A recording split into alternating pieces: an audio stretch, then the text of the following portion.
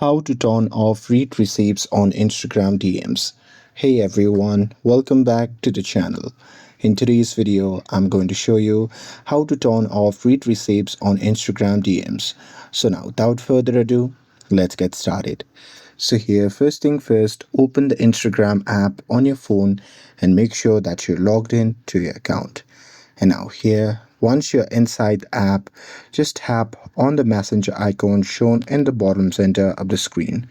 And now here, once you're inside the DM section, simply open any chat on your inbox where you have enabled the read receipt.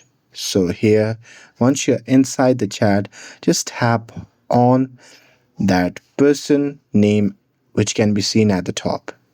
And now here, once you're inside the chat settings, what you can do is you can simply scroll down and tap on privacy and safety.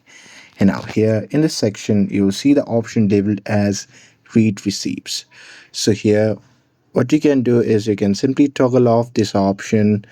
And here, once you do that, the read receives mode will be turned off.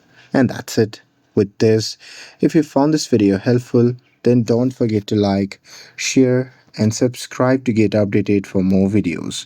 Thanks for watching, and I'll see you in the next video.